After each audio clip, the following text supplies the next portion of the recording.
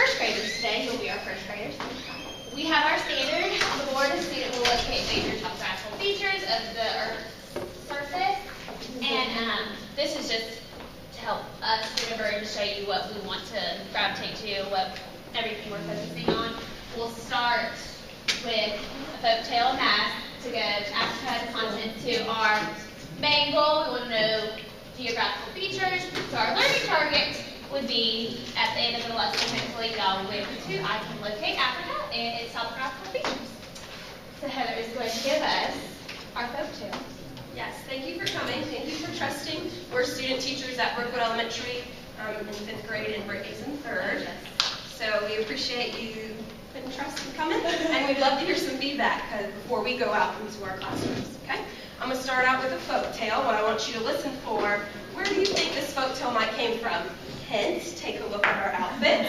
Also the music that was playing when you came in, just kind of think about where that came from. I'm going to go ahead and tell you we're going to switch back and forth between talking to you like your first graders and then back to like your teachers. So just bear with us here, okay?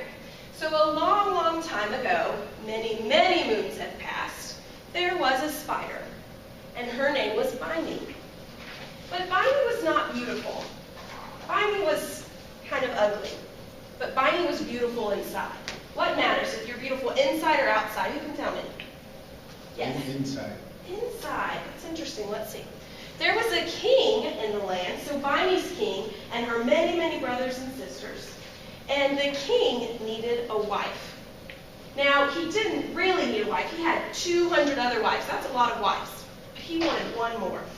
So he searched the land, and he searched, but he couldn't find anybody who truly made him find love. Because he wanted a son very badly, and none of his wives could provide him a son. But one night he ran into Bimey on the street. And he thought, what do you know? I've tried every beautiful woman in the land, and have not found one that has made me happy and has brought a son. So he married Bimey. And Bimey had a secret. Her mother had told her when she was much younger that she was beautiful, but she had to wear this mask over her whole body. It was a covering so that people would get to know the real Bimey, the Bimey that was inside of her. But every night she was allowed to take this mask off, and she would leave it out. But in the morning she had to put it on before the sun came up. So the king did not stay with Bimey. He didn't really like her. He gave her a chance, but he decided he wasn't for her. So the wife got mad. King's first wife. He realized she ran into Bimey one day, and Bimey forgot to put her covering on in the castle. And she realized that Bimey was beautiful, and she knew if her husband found out that Bimey was beautiful, that he would forget all the other 200 wives, including herself. So she made sure that the king would never run into Bimey again. So she went to the juju man, and she said, make me a potion so that the king will never even notice Bimey. She'll be there physically, but he will never see her. So the juju man said yes. He made this potion. The first wife fed it to the king, and exactly what she said happened. The king passed Bimey in the hallway. He saw her at dinner. He saw her all over the palace, but he never really noticed her. And Bimey started to get upset and said, what am I even doing here? If I'm married to this man and he's not going to love me, what am I even doing? So she went home and she told her mother. And she was telling her mother, maybe if I took my skin off, maybe if I took my mask off, he would love me. And her mother said, no, be patient, because you want him to love you for what's inside of you and not what's outside. So Bimey's mother went back to the same exact juju man and said, what happened? Why is he suddenly not recognizing Bimey anymore? And he told her what the evil queen did. So she said, give me another potion so that the king will recognize Bimey again. And he did.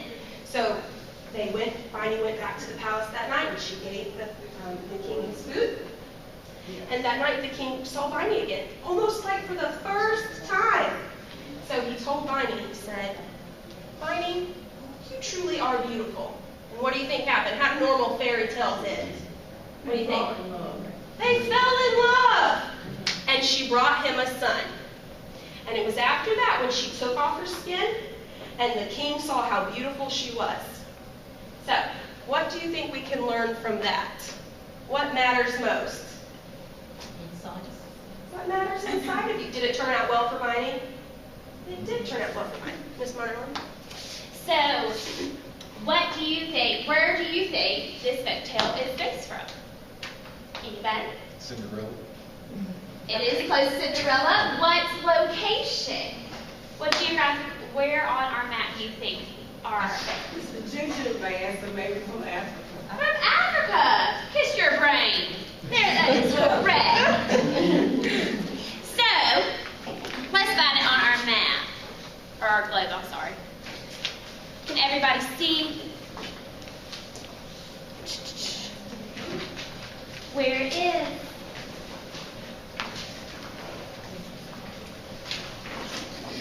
All right, so I just passed out your vocabulary to you that you're going to look at. Point to number 1 for me. It says continent, one of the 7 large land masses of the earth. Let's take a look at our globe up here that Miss Munnerlin just walked around. We have North America, South America. We have Africa. We have Europe, Asia, and Australia, and way down here we have Antarctica. So how can we remember all these names? Because we want to make sure we know this. We're going to run a quick song to help us go through this. First time, Miss Munnerlin and I are going to represent, and then after that, we want you guys to join in, okay? We're going to teach you some hand motions. Get you out of your chairs. You know, planet Earth is a big old place. You've got lots and lots of water and 7 big chunks of land. Those are called the continents. And here are their names. All right? Asia, Africa, North and South America, Antarctica, Australia, and Europe, too. We're going to do it one more time.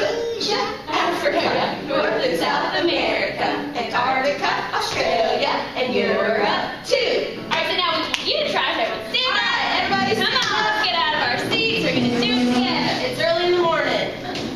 Okay. We have 7 continents. We're going to make a big A for Asia. We're going to come down and make a little A for Africa. What do you think we're going to do for North? Where's North? North. What about South? Good job. South America. Antarctica's cold, so we're going to make it cold. Australia, we're going to jump like a kangaroo. Kangaroo, Australia. And Europe, there's a picture of a soldier, so we're going to salute. And then a number 2, because it says in Europe too. So it's going to be really fast, so be ready. Thanks for everybody for being good players today. And this will better be stuck in your head all Planet day. Earth is a big old place. You've got lots and lots of water and 7 big chunks of land. Those are called the continents. All right, here and we here go. are their names. 3.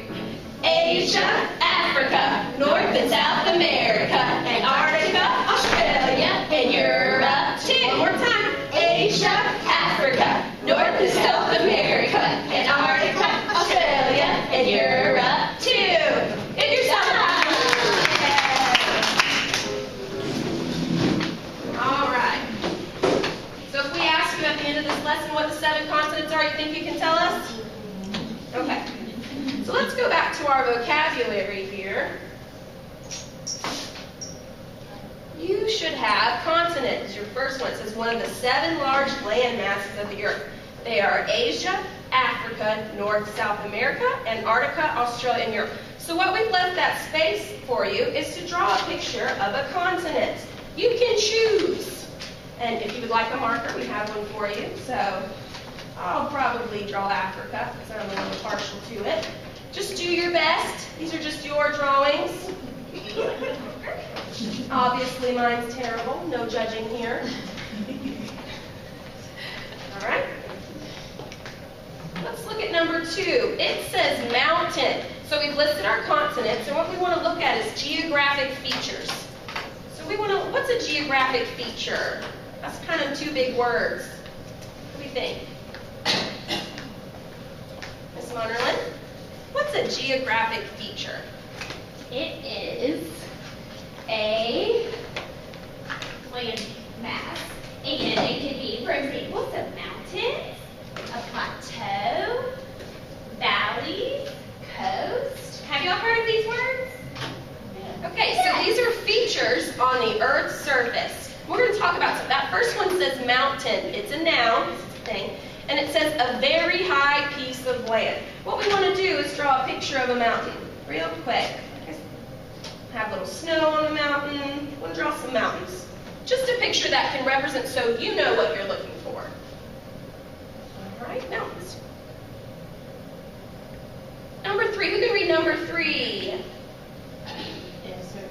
Desert, okay.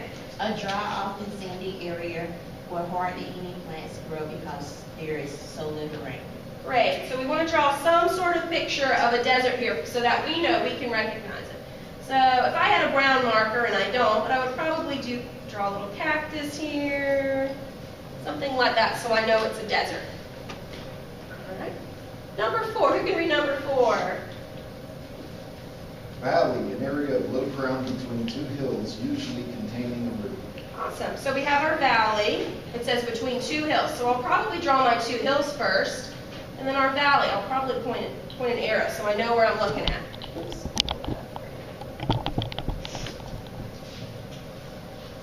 All right. Number 5, someone in the back row we haven't spoken to yet. Plain, flat, a large flat area of land. A plain. So maybe I'll draw a mountain and then a plain. So I know that's a plain. It's this flat area right here. All right, how about someone in the middle row? You can read number 6.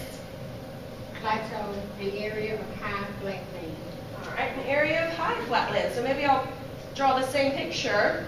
And it's flat and it's high. All right, thank you. What about this side of the classroom? What's number 7? Coast, the land that is next to the sea. Okay, so it's next to a body of water, so here's our land, and that'll be the coast. It's the edge, right here. All right, we're going to stop right there for right now. Raise your hand if you've been to any of them, like you've been to a mountain, maybe you've been to a desert, you visited a valley. Okay, great. Okay, here's what we want to do. I apologize, I skipped labeling our consonants. So, pass these out, please. All right, Miss Marlin's going to pass out our maps of our consonants. So we went through the song, and I skipped a little to our vocabulary, so we're going to jump back real quick. We have our consonants, and we want to make sure that we can label them so we know where they're located. All right, so we'll go in order of our song. Asia. We want to make sure we labeled Asia. We're going to come to Africa.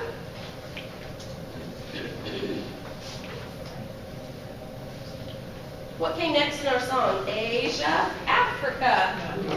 America. Yeah, you already know it. North and South. So we have our North America, South America. Do you want these words? Antarctica,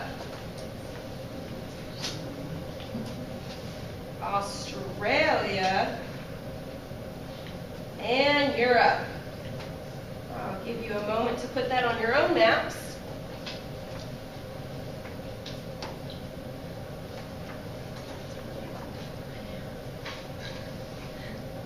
All right.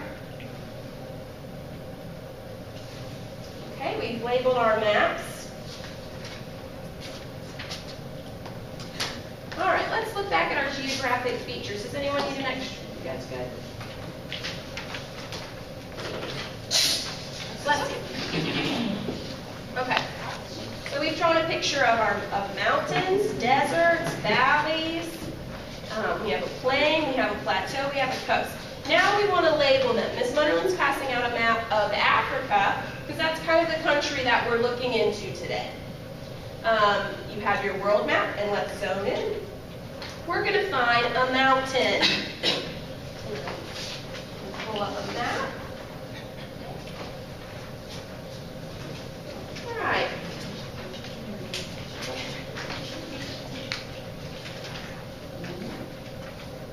Okay, we have a mountain. Oh, I'm sorry. Here's Africa. When you see a mountain, raise your hand. I need to move up a little closer. That's fine too. You want to find a mountain. Okay, go ahead. Where do you see a mountain? In the middle, right below summer. Right here. our mountains. So we've drawn, if you look at your vocabulary sheet, you've drawn a picture of a mountain. So go ahead and do your representation of a mountain on your picture of Africa.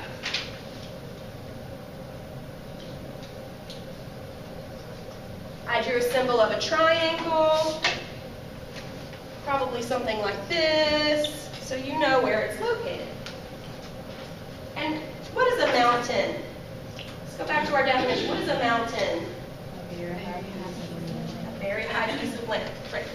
All right, what about a desert? Hopefully, we're looking at a big desert here. What desert is it? Desert, that's correct. So you also drew a symbol for desert. I drew a little sand. We're looking at the Sahara, and we have a neat little fact. It says this is the world's largest desert. It dominates North Africa. So I had this kind of symbol here. Oh, my marker's done. And I had a little cactus for me. So on your own maps, you're going to draw whatever symbol that you decided that helps you remember what a desert is. A dry, often sandy area where hardly any plants grow because there's little or no rain. Okay? We've identified a mountain, we found a desert. Do we see any valleys? Does anybody see a valley?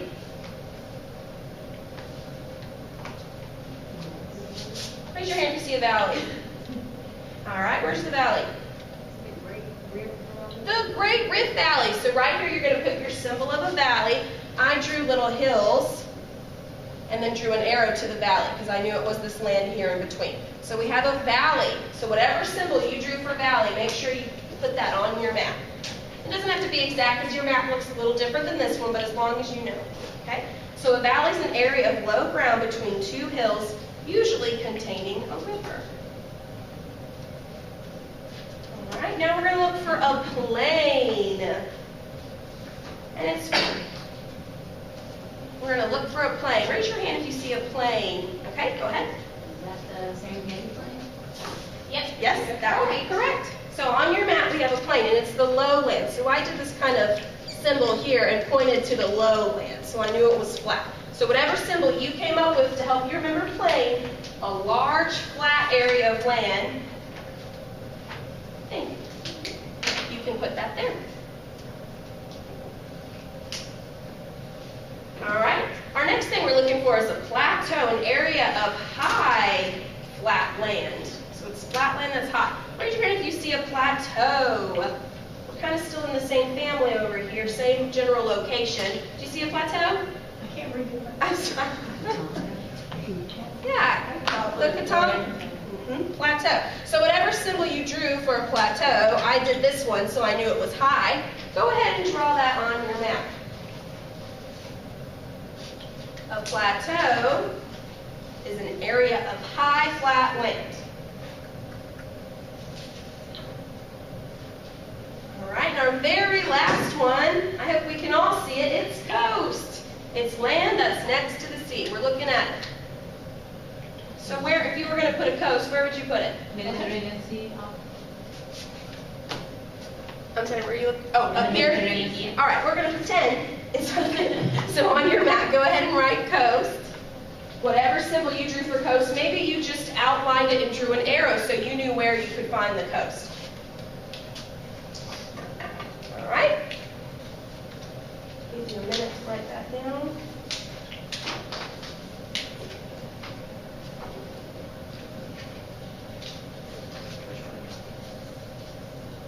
Okay. Go ahead. Once you've done that, you need to pull back out your vocabulary words, and we're going to go over our last word. Who can read that for me? Yes, ma'am. Mask. And what is the definition? A covering worn over the face to hide, protect, or disguise. Right, and what did we talk about earlier in the lesson with masks? Anybody? Yes, the woman who wore the mask to hide her whole body, so we knew that her insides were beautiful, because this originated from Africa. So you could draw there some kind of, I don't really know, Any kind of face, really. Hello. I don't really know what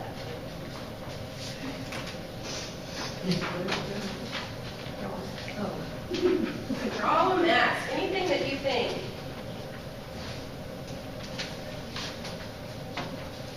A mask.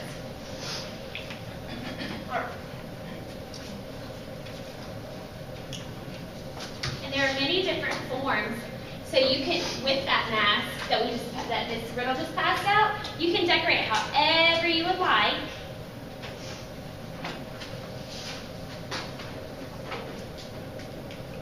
You can use some of these symbols up here. You can make it colorful, however you want. And then just here, since we have more time, this would be our closing for our activity, just to have something fun for the kids to do. You don't have to decorate it if you don't.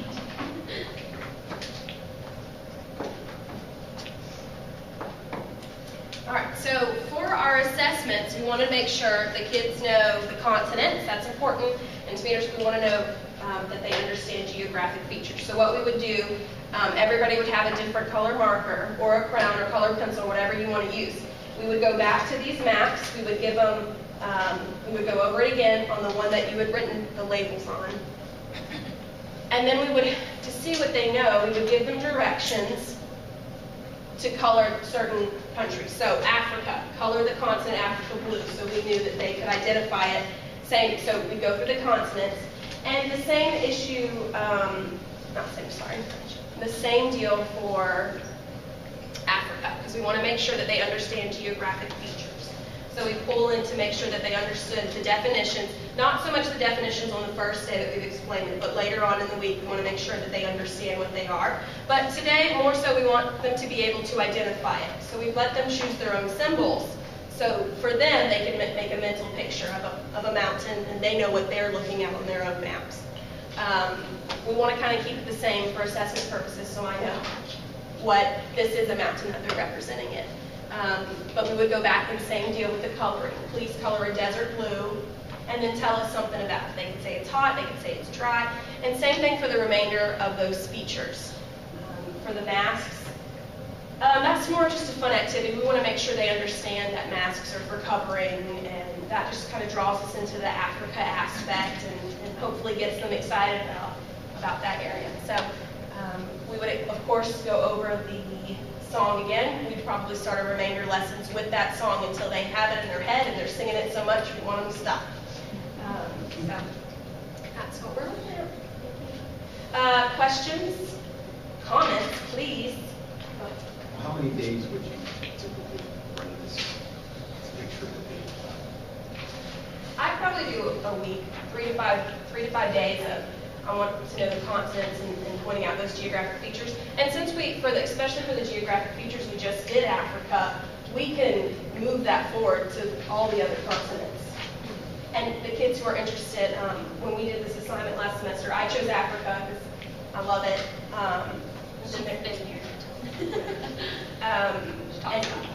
And I did Australia, or no, I did Asia.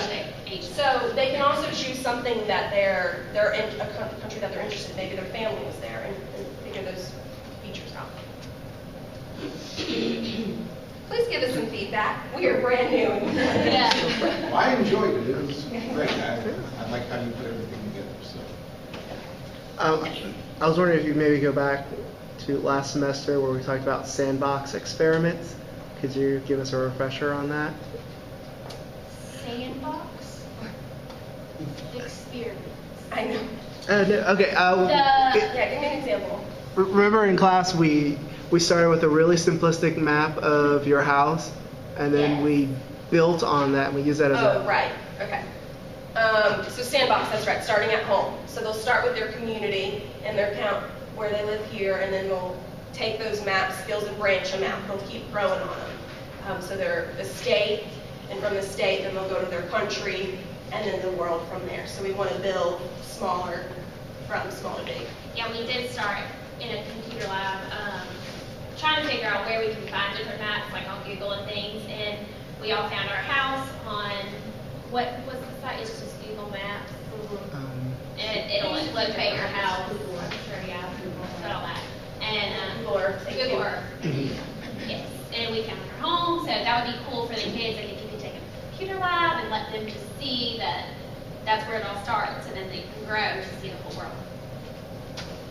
There's also a story we got on Head Start last year. It's called The Cat on a Box.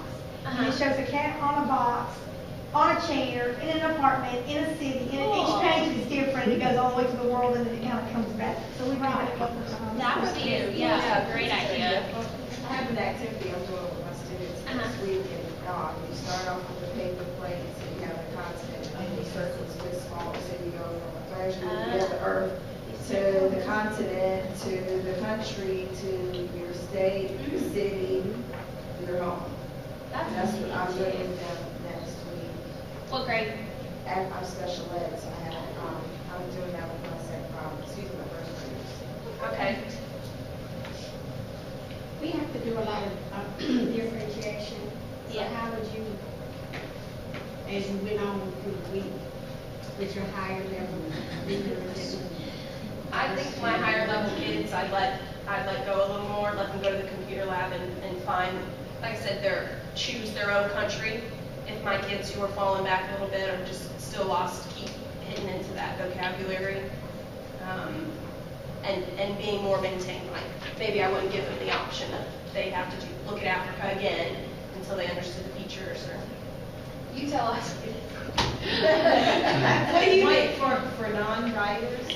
Because I know especially with first grade, I don't know about anybody, we're really running into that. We have some that are not even on a pre-K level.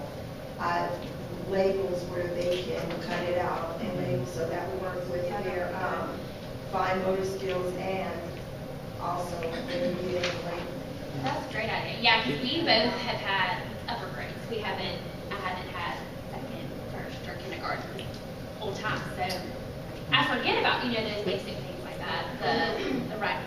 Well, I think a few of your colleagues have done this previously, but they would have students make their own maps. So they would do a map of Georgia, and they would make they use like candy corn to represent mountains. Others, hands-on. Also, something else I like to do is just blow up balloons and then have them cut out pieces of the map and then put the map pieces on there. And so I use those as my assessments. Instead of having people having to rewrite information, it's more creative, and either they can color things in if they're more advanced, or if they're still just developing, you can possibly do the first one for them, working on scaffolding techniques. I know. He always has such fun activities. I try. Any other questions, comments? We have not taught this in the classroom, so like I said, we have third and fifth graders. I have a question. When you did your vocabulary words, you had us draw out the pictures, right? And I noticed that you only show a picture of the maps. What about the students who had never been to these areas and, just by seeing, maybe seeing it in a book, they had no clue about how that. You talking about the maps? Could you? No, just on your vocabulary. Could you show a picture so they can actually visualize it and then draw it? Because that could let them make that connection with the vocabulary and the visual. That's a great idea, for sure. We could do for like the first day of like introducing it, maybe show, I don't know, maybe fun video or something to kind of introduce everything. Because you're right, even like I've got kids in my class who've never been to the beach, so that's a great idea to start off the whole unit or day by kind of introducing everything with video or some kind of technology. Yeah, I definitely agree on those pictures, so they can be able to visualize. Well, I know you brought in a few examples last time. Did you bring them? Mm-hmm. No, I didn't bring the masks. We kind of did a switcheroo. I would bring them in. I have quite a variety of animals. They look just like this mask, so the kids can get a representation of, in touch, what real masks are, and that kind of cultural connection. And I didn't bring them in today. We wore these extremely hot outfits. Yeah. I would definitely bring those in for them. So, yeah.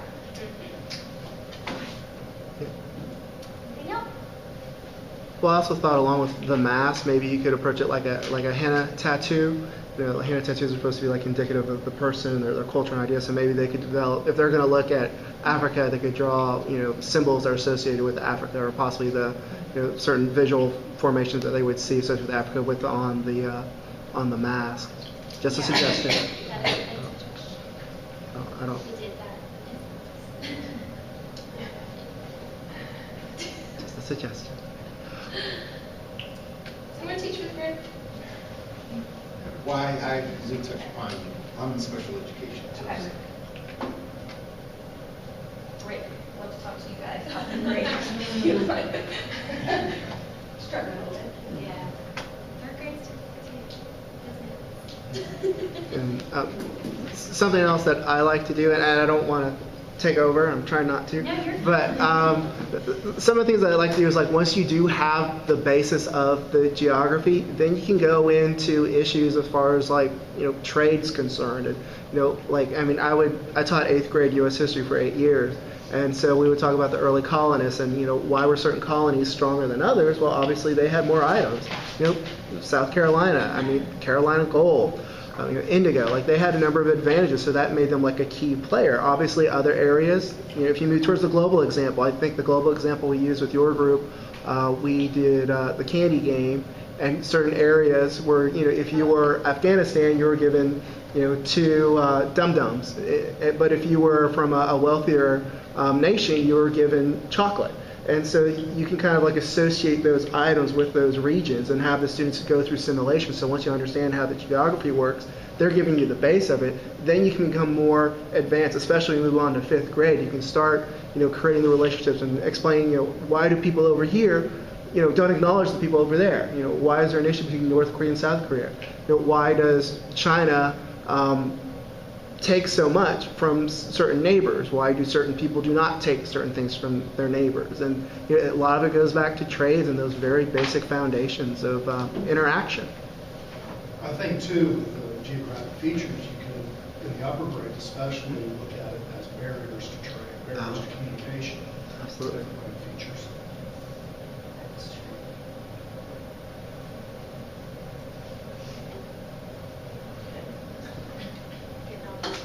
Yeah. Will you teach Cool. social studies too? Yes. Well, if there aren't any further questions, we're going to take a short break, and then we'll have our next presentation from Mr. Schaefer. Mr. Schaefer is going to ask us to move over to the next room because he's going to be conducting a Prezi. So we'll meet back in here in about 10 minutes.